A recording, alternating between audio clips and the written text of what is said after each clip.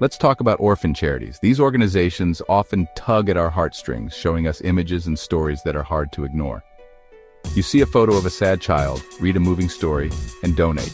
It's a natural human response to want to help those in need, especially vulnerable children. It feels good, like you're making a difference. You believe your contribution is going to provide food, shelter, and education for these children. But what if that child isn't an orphan? What if the story you read is a fabrication designed to pull at your heartstrings and open your wallet? In many viral campaigns, most featured children have at least one living parent. These children are not orphans in the traditional sense. The appeal is often a carefully crafted, emotionally manipulative lie. These stories are designed to make you feel an urgent need to act. This is a booming industry, orphanage trafficking. It's a dark side of charity that many are unaware of. Impoverished parents are tricked into sending their kids to institutions, believing they will have a better life. These institutions then rebrand as orphanages for foreign donors. The children become props, their sadness a commodity to be sold. Scammers use our compassion to fund a system that separates families for profit. It's a cruel twist on the concept of charity. It's a grotesque perversion of charity, turning kindness into fuel for exploitation. The money meant to help children often ends up in the pockets of scammers. They build websites with stock photos, write fake biographies, and create elaborate backstories to make their scams more believable. They set up slick donation portals, making it easy for you to give your money without a second thought. The money you think is helping a child often funds the scammer's lifestyle, paying for luxury items and lavish living. Or worse, it keeps the child away from their real family, trapped in a cycle of exploitation. It's a self-sustaining cycle of deception. The more money that flows in, the more the scam grows. We fall for it because we want to help, because we believe in the goodness of our actions. And scammers are experts at exploiting that decency. They know exactly how to manipulate our emotions. They know a single sad photo is more powerful than statistics, more compelling than any number of facts. And they've perfected the art of the sob story, making it almost impossible to resist. Tonight, we'll expose their playbook, because the first step to stopping them is understanding how they work. By shedding light on their tactics, we can protect our compassion from being exploited. So, how does this scam actually work? Let's break down the disturbing process step by step to see how vulnerable families and children are manipulated from the very beginning. It all starts with a so-called poverty recruiter, someone who knows exactly where to find families struggling to survive. These recruiters travel to remote, impoverished villages, seeking out parents who are desperate for any chance at a better future for their children. They promise a miracle, a special school that will give their child food, education, and hope. The parents, often with tears in their eyes, believe they're opening a door to opportunity, not realizing they're being deceived.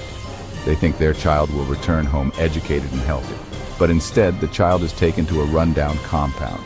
It's not a school at all. It's a carefully staged set designed to look as pitiful as possible. The living conditions are intentionally kept poor and bleak. This is no accident. It's all part of the plan to tug at the heartstrings of potential donors. The children are then coached by adults to look sad, to cry on cue, and to recite heartbreaking stories of abandonment and loss, even if their parents are alive and well.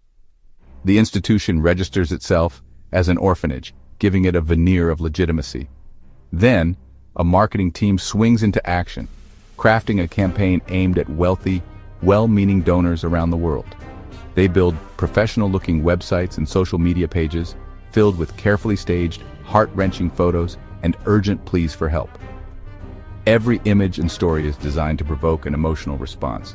You'll see posts like, "Little David is sick, please donate for his medicine." These small, urgent requests are shockingly effective at getting people to open their wallets. The money pours in from all over the world, but it goes straight into the scammer's account.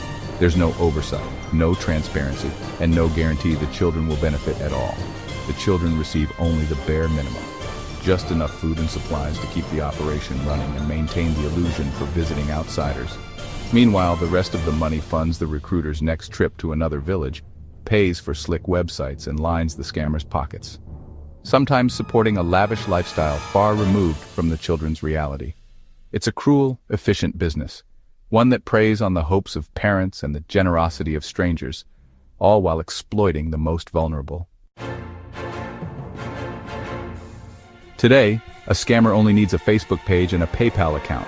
Social media is the perfect hunting ground, visual, emotional, and built for sharing.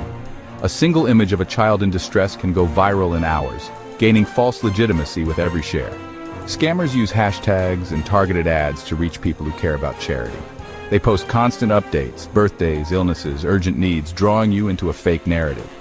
Anyone can start a fundraiser. There's little verification. By the time a scam is reported, the money's gone and the scammer has moved on. The cycle repeats, leaving behind broken trust. We're wired for empathy, especially when it comes to children. Our instincts urge us to protect, to nurture, and to help those who seem vulnerable. It's a powerful force that shapes our decisions, often before we even realize it. Scammers know this and exploit it. They study what tugs at our heartstrings and use it to their advantage, crafting stories and images that are almost impossible to ignore. Their main tool? The individual story. "This is Samuel," they'll say, showing you a face, a name, a life you can imagine. Suddenly, it's not just a statistic, it's a child who could be your own. He dreams of being a doctor, of helping others, of escaping poverty. The dream is relatable, universal, and deeply moving. He just needs $25 for a uniform. The ask is small, specific, and feels like something you can actually change. Specificity makes your help feel impactful.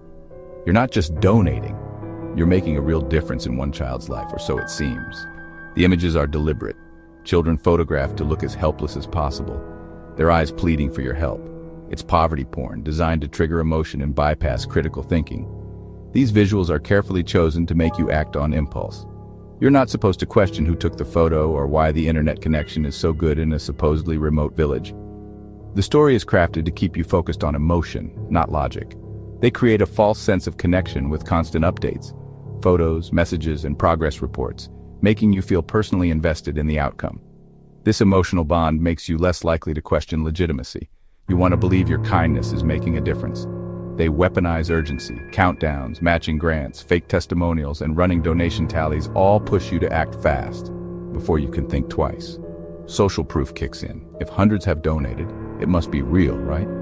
The pressure builds as you see others giving. The result? You're pressured to give before you can think, swept up in a wave of emotion and urgency.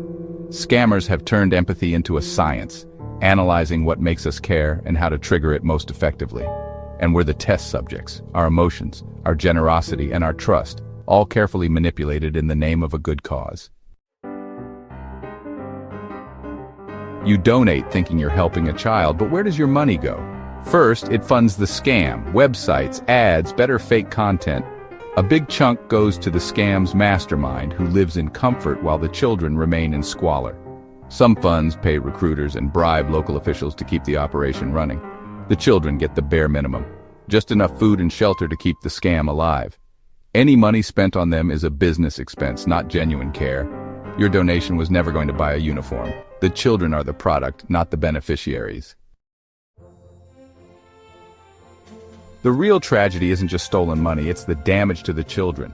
Most aren't orphans, they have families who were tricked. Institutional care harms children, causing trauma and developmental delays. Kids are taught to lie, perform sadness, and see affection as transactional. Bonds with their families are intentionally broken, sometimes forever. In the worst cases, children are trafficked into illegal adoptions. Real orphans suffer too.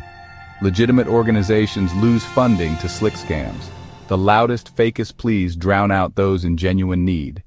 Your donation doesn't just fail to help, it can actively harm. The scam steals childhoods and hope, and it diverts help from those who truly need it. Every exposed scam erodes trust in all charities. Charity runs on trust. When it's broken, everyone suffers. People become cynical, wondering if any charity is real. Legitimate organizations must spend more on proving themselves, less on helping. Scammers poison the well for everyone. These scams also create diplomatic problems, fueling resentment and distrust toward foreign aid. They reinforce harmful stereotypes and make it harder for real aid workers to operate. The ripple effect is global. But we can't let criminals stop us from giving. The answer isn't to stop donating, it's to give smarter. So, how do you avoid getting duped? First, slow down. Scammers use urgency. If it feels like a flash sale, be wary. Do your homework. Look for clear, detailed information and financial transparency. Use sites like Charity Navigator or GuideStar to vet organizations. If you can't find them, be suspicious. Watch for endless streams of sad, professional photos. Ask who benefits from these images. Support organizations that show dignity and empowerment, not pity. Be cautious of charities that allow direct, unvetted contact with children.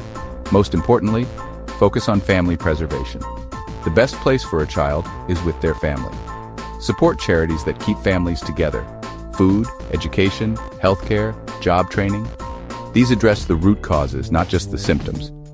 It's a more ethical, effective way to help. The orphan scam is ugly and outrage is justified, but action is what matters. Scammers count on us to get angry, then forget.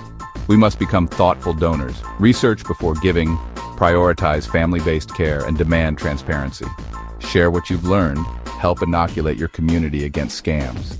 Report suspicious fundraisers, and suggest legitimate alternatives. Demand more from platforms like Facebook and GoFundMe, better verification, more accountability. This problem isn't simple and there's no quick fix. It takes vigilance, education, and a shift in how we give. The fight against scams is a marathon, not a sprint. But it's a fight we must win for exploited children, for real charities, and for our own compassion. Let's get to work. Stay informed, stay vigilant, and if you want more deep dives like this, subscribe.